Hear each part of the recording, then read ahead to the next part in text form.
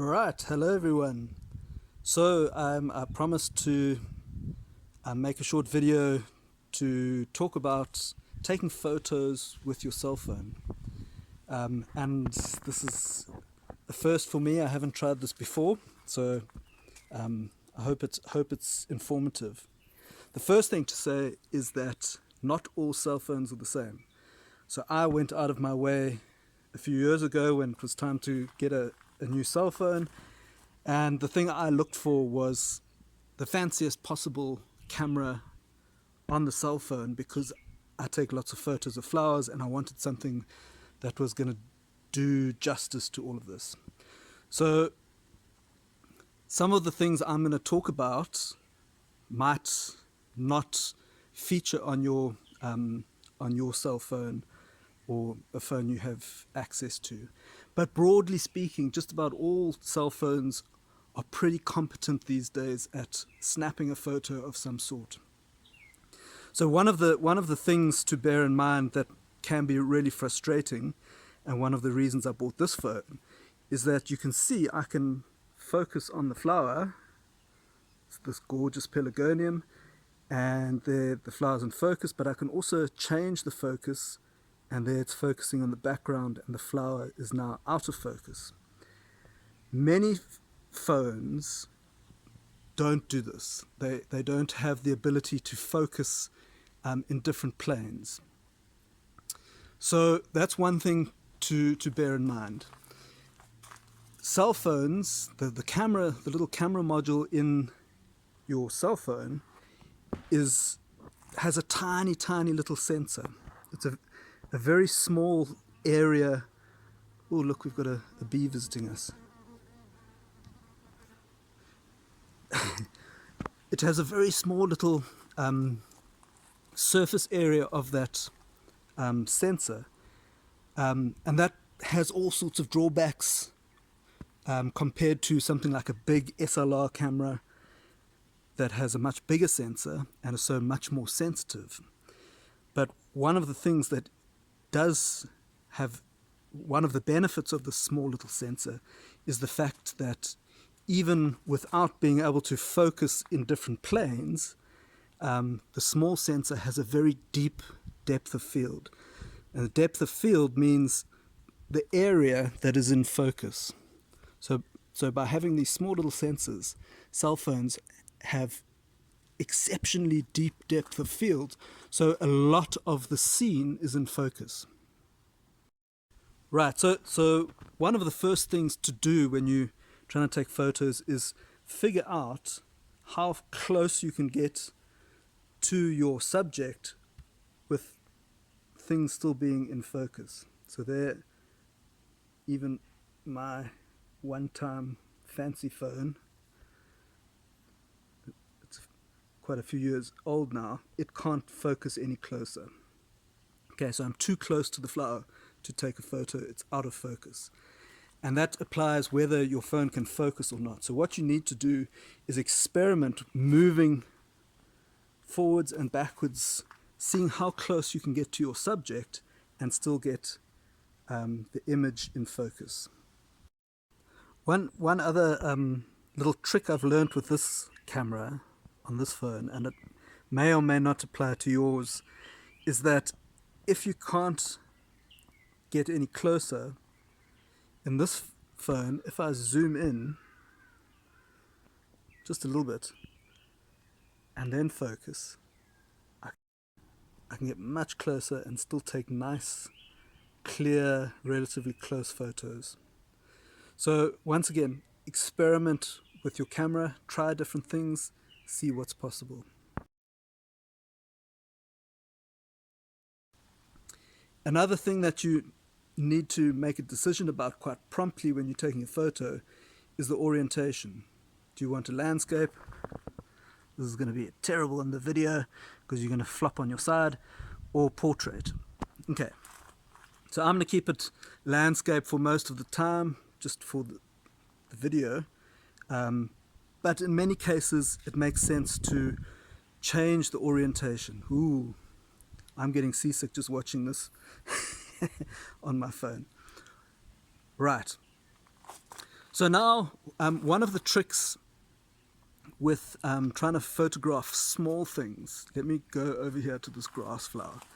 So look at that, out of focus, beautiful big grasses with their inflorescences. If we wanted to photograph this, it is quite challenging because of the wind, of course, but also the fact that this thing has a very noisy background. All those leaves in the background are what the camera wants to focus on. So we can try focusing on the foreground, and because, as I keep boasting about my phone, it's not a fancy phone anymore, it's an old phone, but it's got quite good hardware that allows it to figure out where you want to focus. Many phones will struggle to do this. So one of the quick and easy things to do to trick your camera phone, your phone camera, into focusing where you want it to, is to put something big and plain in the background. So now, because my hand is up against where I want the thing to be in focus, it can focus both on the flower and on my hand. You can take a photo like that. It's not particularly exciting with your hand in the background, but very often you can get it to focus, then move your hand away and then take the photo, bang. And now everything's in focus, you don't have your hand in the way, and you get a nice focused image. Another option is to get a big piece of white paper behind it. So have a piece of white paper, it's a lot less intrusive than your hand, and it can also help in the illumination of the image you want to take.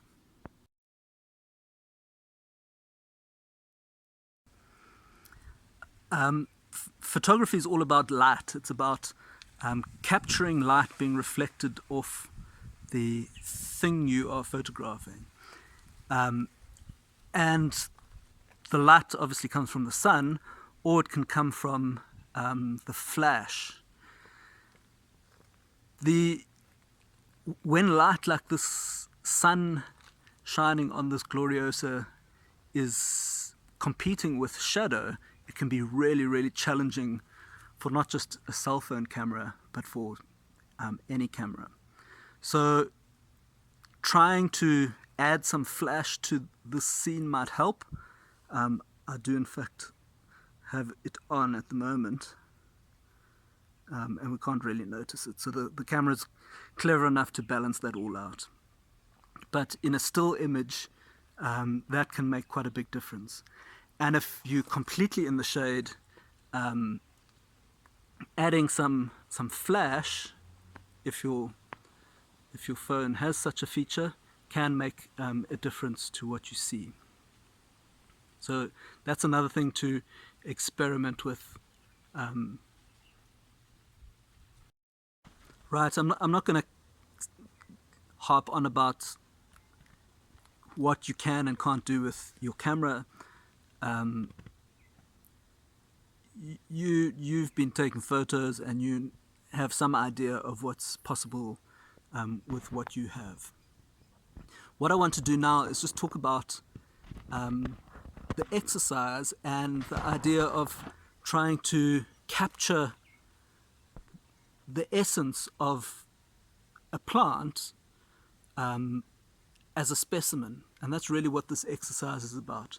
The exercise is to get familiar with taking photos with your phone. I'm sure most of you are more or less familiar, but also trying to take photos, relatively close-up photos of a plant and capturing all the different parts of the plant.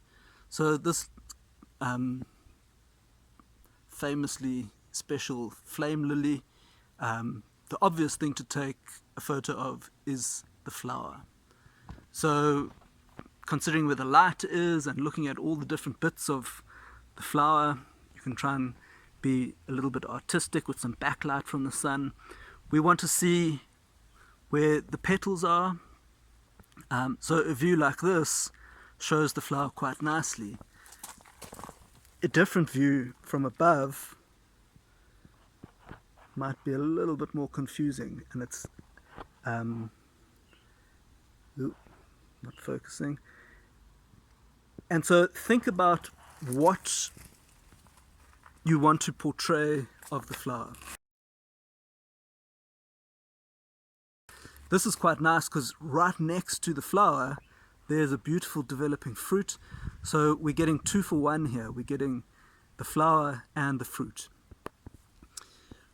You might like to take a photo of the entire plant. So here we can see most of the plant. There's the flower, the fruit, and we can see that this is a creeping, scrambling plant that's being supported by the pelargonium in the background there. So we can see the whole growth form of the plant. And one of the important parts of making that growth form possible, if we get closer here, we can see these really lovely leaves which are being completely overexposed by my old-fashioned phone. These leaves have these beautiful tendril tips. So the tips of the leaves form these tendrils, and those are what are holding the plant, grasping it on. You can see up here, that's how it's grasping onto the pelargonium that's supporting it. So there's a number of things that you could choose to photograph. Photograph of the whole thing, photograph of the flower, of the fruit, a close-up of the leaves, the details of the tendrils. In a tree, there's the stem and the nature of the bark, the branching pattern of the tree. So think about the plant that you're looking at, the plant that you've chosen. You will have chosen it for some reason, a particular interesting flower, the beauty of the whole structure, so the whole tree, its symmetry might have caught your eye. There will be a reason for what you've chosen, and see what are the different parts of that plant, the different characteristics that you can see that you can take photos of, and capture the essence of that plant. And that's really what this first little assignment's all about, trying to document all the different features of the plant in hopefully relatively few photos. So 2 or 3 or 4 or 5, sometimes I end up taking hundreds of photos. I just want you to see if you can get down to 3 or 4 photos of the plant you choose. All right, good luck everyone, and enjoy the process. Taking photos is fun. At least I find it fun, and taking photos of plants can be lots of fun as well. Cheers.